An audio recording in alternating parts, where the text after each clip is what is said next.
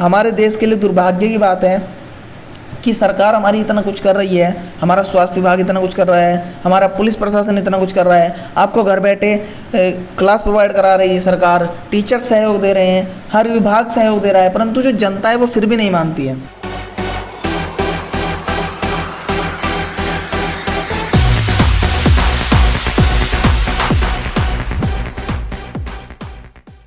नमस्कार दोस्तों, स्वागत है आप सभी का आपके अपने YouTube चैनल पर और मेरा नाम है अक्षय। और आज मैं आपको बताने वाला हूं कि क्या कारण है कि आपकी परीक्षा स्थगित हो सकती है। दोस्तों, जैसा आप सभी थंबनेल पर देख ही चुके होंगे और थंबनेल को देखने के बाद आप सभी ने वीडियो पर ज़रूर क्लिक भी किया होगा, तो मैं आपको वीडियो शुरू करने से पहले ये बता दूं कि दोस्तों एक कारण है जिस कारण आपकी जो परीक्षाएं हैं वो स्थगित हो सकती है। हालांकि अभी प्रदेश सरकार की तरफ से कोई भी अपडेट नहीं आया कि परीक्षा स्थगित की जाए, ना ही कोई विश्वविद्यालय की तरफ से अपडेट आया है कि परीक्षा स्थगित की जाए। तो अब आप ये सोचेंगे कि क्या कारण है कि मैं आपको बोल रहा हूँ कि आपकी जो परीक्षा है वो स्थगित होगी। तो दोस्तों, इसके पीछे का जो कारण है वो आज आपको इस वीडियो में बताने वाला हूँ। तो दोस्तों, वीडियो को शुरू करते हैं। और वीडियो को शुरू करने से पहले मेरा आपसे निवेदन है कि चैनल पर पहली बार आए हैं, पहली बार हमारे वीडियो देख रहे हैं, तो अभी हमारे चैनल को सब्सक्राइब कर दीजिए ताकि जो हम नया वीडियो कोई भी डालें आपको सबसे पहले मिल जाए। इस वीडियो को लाइक कर दीजिएगा और इस वीडियो को अपने दोस्तों के साथ शेयर अवश्य करें ताकि अन्य लोगों तक भी जो महत्वपूर्ण जानकारी है वो ज़रूर पहुँचे। टेलीग्राम चैनल से अगर आप अभी तक नहीं जुड़े तो टेलीग्राम चैनल से भी आप जुड़ जाइए, क्योंकि वहाँ हम छोटे बड़े अपडेट शेयर करते रहते हैं। इंस्टाग्राम पर फॉलो कर लीजिए अगर नहीं किया। कोई भी आपका क्वेश्चन, कोई भी आपकी क्वेरी होती है तो हम इंस्टाग्राम पर आपको जवाब देते हैं। आपकी हर संभव कोशिश जो है वहाँ पर की जाती है, मदद की जाती है। तो आज के इस वीडियो में बात करने वाले हैं आपकी परीक्षा स्थगित क्यों होगी। तो दोस्तों, आपकी परीक्षा स्थगित होने का सबसे बड़ा कारण है कोरोना। कोरोना के कारण आपकी जो परीक्षाएं हैं वो स्थगित होगी। लेकिन आप ये बोलेंगे कि परीक्षा स्थगित नहीं होगी क्योंकि कोरोना पिछले कई सालों से है, इस वर्ष ही नया कोरोना नहीं है। तो मैं आपको बता दूं, जी दोस्तों, कोरोना पिछले कई सालों से है, परंतु इस बार कोरोना नया है। जैसा आप स्क्रीन पर देख पा रहे होंगे, लिखा हुआ है कि डेल्टा प्लस वेरिएंट से ही आएगी कोरोना की तीसरी लहर। जाने ऐसे और बड़े सवालों के जवाब। तो डेल्टा प्लस वेरिएंट जो है वो आ चुका है। मंगलवार को केंद्र सरकार ने और जो WHO है उसने भी, जो स्वास्थ्य विभाग की टीम है उसने बता दिया कि भाई जो इंडिया में तीसरी लहर कोरोना की होगी वो डेल्टा प्लस वेरिएंट की होगी। और ये पिछले कोरोना यानी कि जो पिछला फर्स्ट स्टेज और सेकंड स्टेज है उससे कहीं ज़्यादा खतरनाक होगा, कहीं ज़्यादा घातक होगा। तो देखिए, यहाँ पर लिखा हुआ है, हाइलाइट्स की बात करें कि भारत में कोरोना वायरस के डेल्टा प्लस वेरिएंट को लेकर नई नई जानकारियां सामने आ रही हैं। वायरस का डेल्टा वेरिएंट भारत में ही पैदा हुआ था, जो अब इम्यूटेट होकर डेल्टा प्लस बन गया है। डेल्टा प्लस से भी ज़्यादा खतरनाक होगा ये डेल्टा प्लस, डेल्टा वाले से भी खतरनाक ज़्यादा होगा। तो यहाँ पर देखिए और भी जानकारी दी गई है। लिखा हुआ है, नई दिल्ली से न्यूज़ आई है और भारत में डेल्टा प्लस वेरिएंट की चिंता का सबब मान लिया गया है। सरकार ने मंगलवार को इस वेरिएंट को नज़र रखने योग्य की श्रेणी में डाला था, लेकिन कुछ घंटे बाद ही ज़्यादा गंभीर श्रेणी के वेरिएंट में इसको कन्वर्स में डालने की घोषणा करनी पड़ी। अब मैं आपको बता दूं कि मंगलवार को केंद्र सरकार का जो स्वास्थ्य मंत्रालय है उसने कहा था कि जो वेरिएंट है ये इतना खतरनाक नहीं है कि इस पर ज़्यादा सख्ती बरती जाए, बस इसको आप रख लीजिए नज़रों में कि हाँ ये वेरिएंट है, इसकी थोड़ी मोड़ी दवाई कर लीजिए, थोड़ा जागरूक लोगों को कर दीजिए। लेकिन कुछ घंटों बाद ही केंद्र सरकार के स्वास्थ्य मंत्रालय से फिर एक और नोटिस आया कि ये बहुत ही ज़्यादा खतरनाक श्रेणी का जो वेरिएंट है और ये पिछले जितने भी कोरोना वायरस आए हैं, जितने भी स्टेज थी उनसे सभी से घातक स्टेज ये है। देश में जब कोविड-19 की जो महामारी की दूसरी लहर के प्रकोप से बाहर आ रही है, तब कोरोना वायरस के दूसरे वेरिएंट का पता लगाना मन में कई तरह की जो आशंकाएं हैं वो पैदा करता है। अब मैं आपको बता दूं कि जो कोविड-19 फर्स्ट स्टेज थी वो पिछले साल ख़त्म हो चुकी थी और लगभग अप्रैल या फिर मार्च के महीने में इस साल यानी कि 2021 में कोरोना वायरस सेकंड की जो स्टेज थी वो आई थी। और लगभग जैसे ही वो आई 15 से 20 दिन में वो इतनी घातक हो गई कि प्रदेश सरकार और केंद्र सरकार को लॉकडाउन दोबारा से लगाना पड़ा। जो उत्तर प्रदेश से छात्र हैं मेरी वीडियो देख रहे हैं वो कमेंट करके बताइए कि आपके ज़िले में कितने दिन जो है वो लॉकडाउन रहा था। हमारे ज़िले में लगभग 40 दिन लॉकडाउन रहा था। जब लगा था तो उसके बाद पर हफ्ते बढ़ता ही चला गया, तो लगभग 40 दिन कोविड का जो लॉकडाउन था वो रहा था। उसके बाद उत्तर प्रदेश सरकार ने उसको हटा दिया था, परंतु जो नाइट कर्फ्यू है वो अभी जारी है और जो सैटरडे और संडे का कर्फ्यू है वो भी अभी जारी है। तो ये उससे भी कहीं ज़्यादा खतरनाक है। तो दोस्तों वो 15 दिन में फैला था, तो अगर ये फैलने लगा तो ये कितने दिन में फैलेगा। तो आप एक पढ़े लिखे हैं, आप कन्वर्ट कीजिए, हिसाब लगाइए। और अब एक बात और बताऊं मैं, देखिए बहुत सारी जानकारी यहाँ पर साझा की गई है। यहाँ लिखा हुआ है कि यह डेल्टा प्लस क्या भला है, इसके बारे में यहाँ पर जानकारी दी गई है। लिखा हुआ है कि कोरोना वायरस का जो डेल्टा वेरिएंट है उसको जो कोड यानी कि जो नेम दिया गया है वो क्या दिया गया है, वो है B.617.2। भारत में ही नहीं बल्कि दुनिया के जो तमाम देश हैं उनमें इसके बढ़ते प्रकोप को लेकर चिंता व्यक्त की जा रही है। जब तक ये इम्यूटेट होकर डेल्टा प्लस या AY.1 में तब्दील हो गया है, डेल्टा वेरिएंट की स्पाइक में K417N म्यूटेशन जुड़ जाने के कारण डेल्टा प्लस वेरिएंट बना है। यानी कि ये कोई नया नहीं है बल्कि पुराने में ही कुछ बदलाव हुआ है, कुछ नया जुड़ा है, उसके बाद ये जो है वेरिएंट बना है।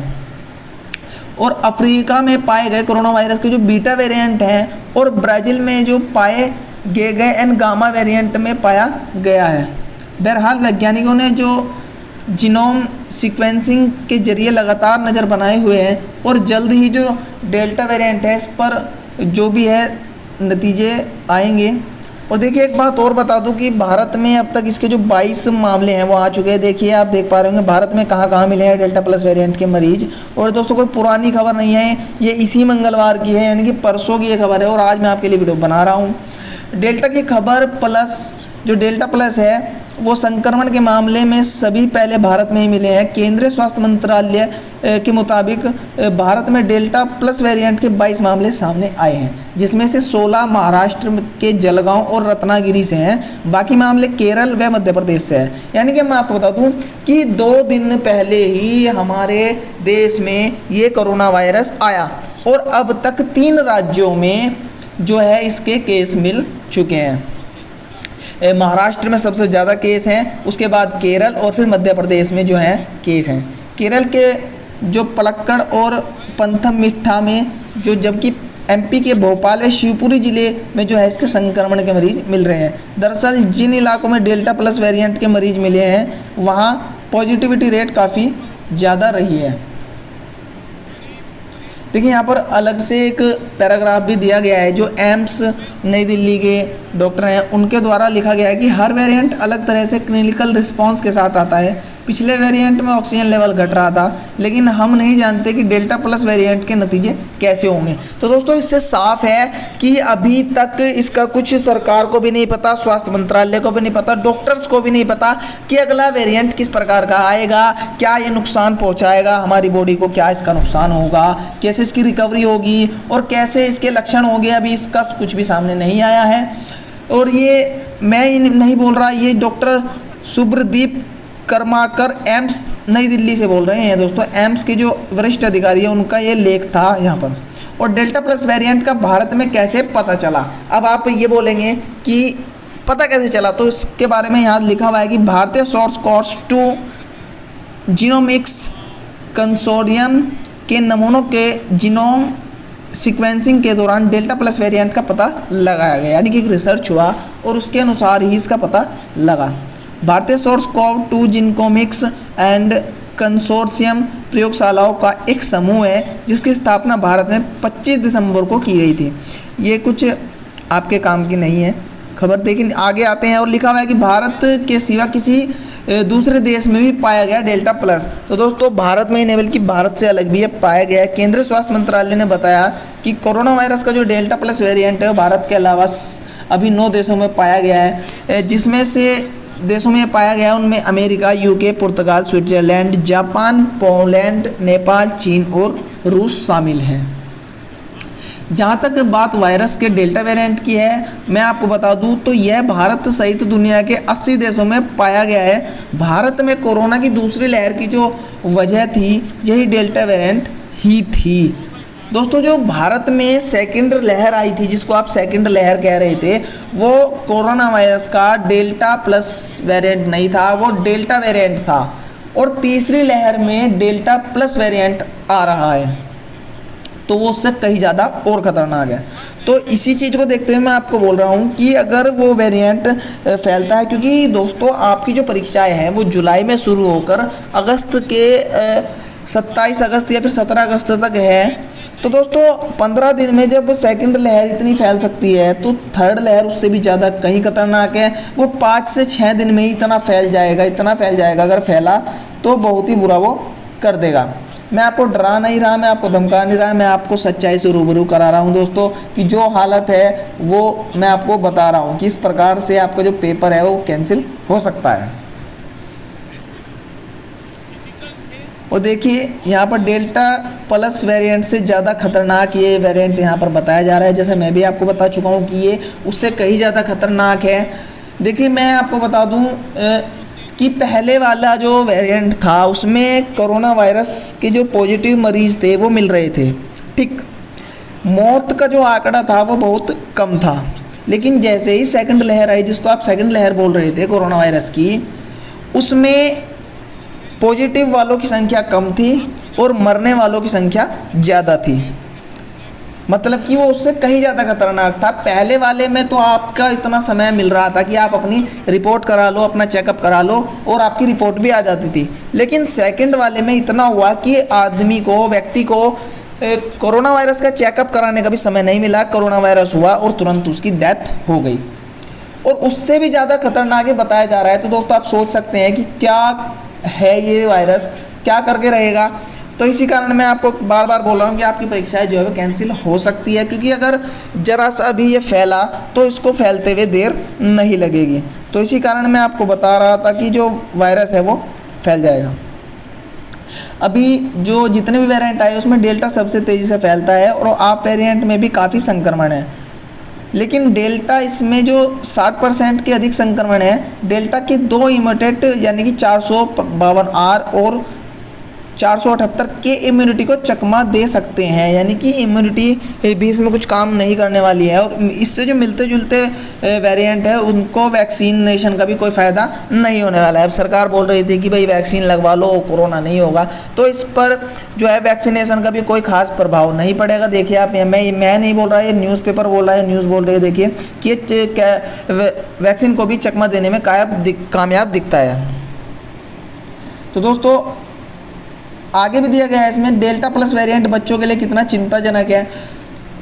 केरल के एक वेरिएंट में 4 साल का बच्चा भी संक्रमित है। वैसे भी देश की जो व्यस्त आबादी के लिए टीकाकरण अभियान जोरों से चल रहा है, लेकिन बच्चों के लिए अभी कोई वैक्सीन नहीं आई है। इस कारण बच्चे अभी वायरस के प्रति ज़्यादा संवेदनशील बने हुए हैं।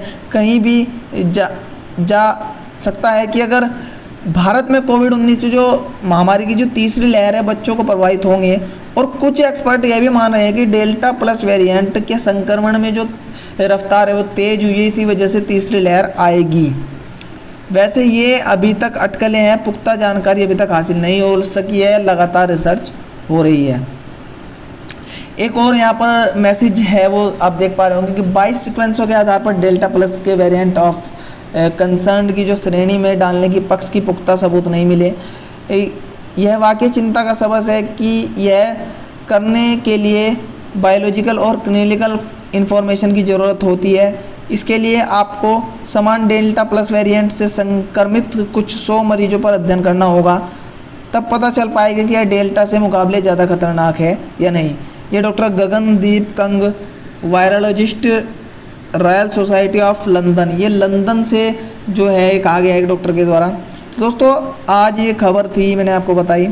तो मैं आपको बता रहा था कि इस कारण आपकी परीक्षा जो है वो स्थगित हो सकती है। देखिए, पहले भी आपकी परीक्षा स्थगित हो चुकी है। आपकी परीक्षा शेड्यूल आया था शायद अप्रैल में या फिर मई में आपकी परीक्षा होनी थी या मार्च में होनी थी। परीक्षा शेड्यूल आया था और कोरोना वायरस की जो दूसरी लहर थी वो भी आई, फिर आपकी डेट शीट कैंसिल हो गई थी। अब आपका डेट शीट दोबारा आया और यानी कि तीसरी बार आया, और जो कोरोना वायरस है वो भी अब दोबारा से आ रहा है। यानी कि है तो कोरोना वायरस तो है, लेकिन उसका जो प्रकोप था, जो उसका इफ़ेक्ट था वो कम हो चुका था। लेकिन जैसे जैसे लॉकडाउन खुला, लोग सड़कों पर आए, बिना मास्क के आए, सोशल डिस्टेंसिंग नहीं किया, उसको लेकर कहीं ना कहीं जो कोरोना के जो सिम्टम्स हैं वो आपस में फैले, वायुमंडल में फैले, और कोरोना वायरस फिर से एक नई लहर पकड़ने वाला है।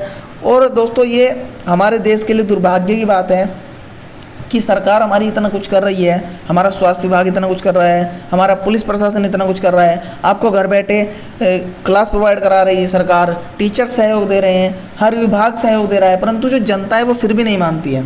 तो दोस्तों, आप कमेंट करके हमें बताएं कि क्या आप करना चाहिए सरकार को, परीक्षा कैंसिल करनी चाहिए, नहीं करनी चाहिए, या फिर जो तीसरा वेरिएंट है उसके आने के बाद भी परीक्षा करानी चाहिए।